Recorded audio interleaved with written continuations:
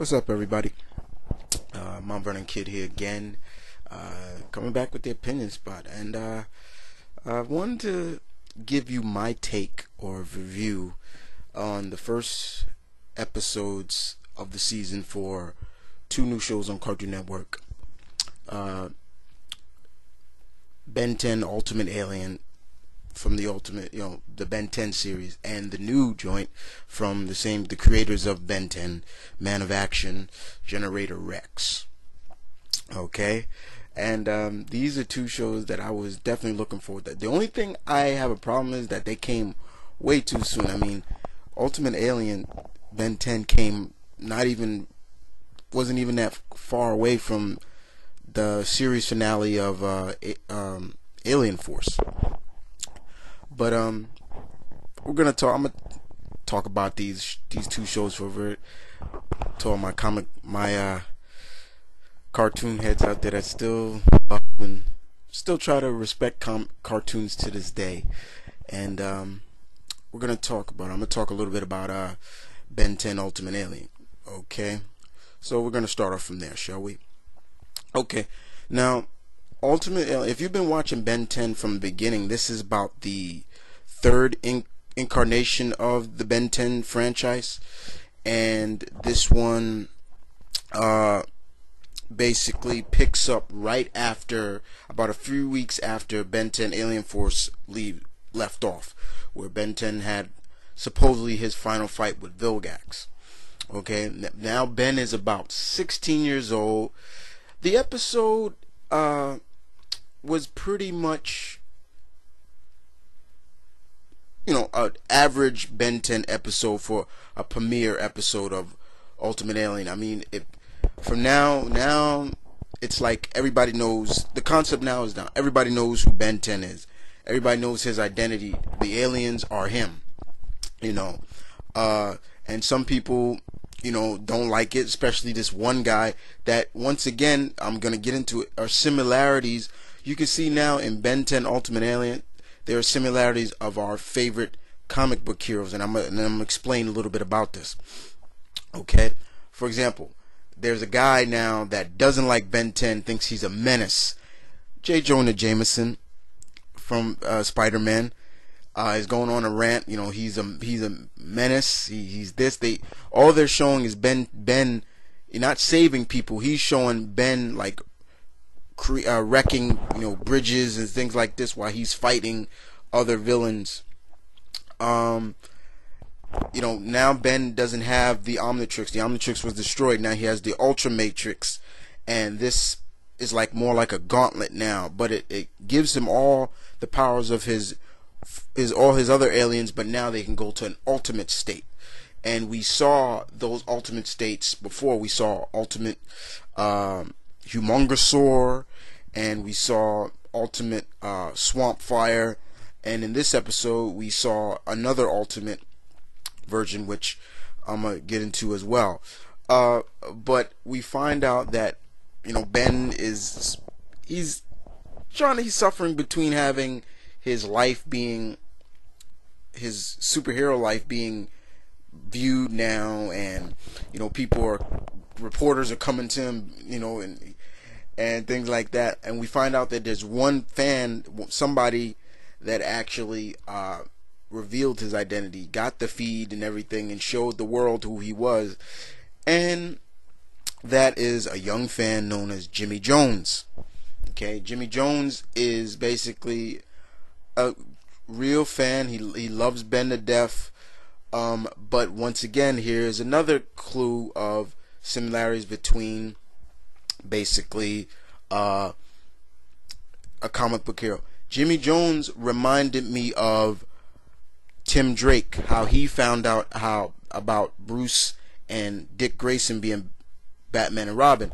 He saw the Flying Graysons once, and then he saw Robin do the same routine somersault flip that Dick Grayson did, and he put two and two together and figured out that basically Robin was Dick Grayson. And that's exactly what Jimmy Jones did.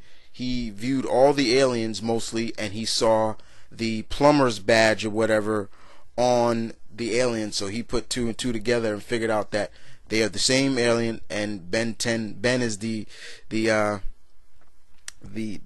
one that's wielding it.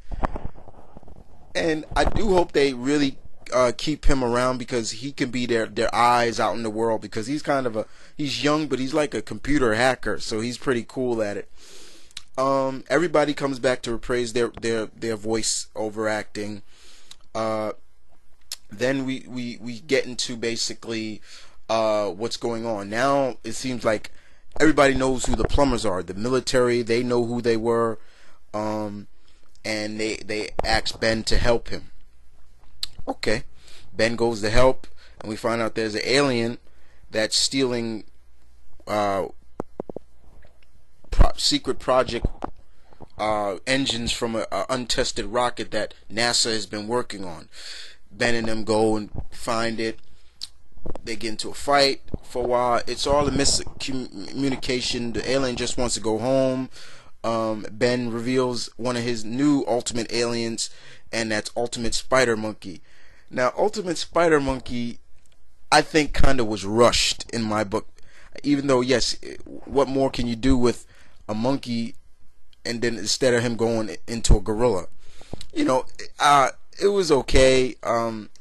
But my biggest view, who I'm looking forward to seeing Ultimate, is one of my favorite of his new aliens is Big Chill. I can't wait to see Big Chill go Ultimate. They gotta show Big Chill go Ultimate.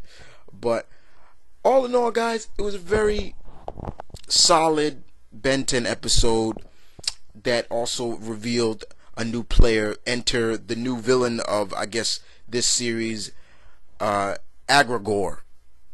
Or I hope I'm saying his name right. But all in all, it was a good, solid episode. I enjoyed it. I can't wait to see what they go down from Ben 10 down the line with this new series.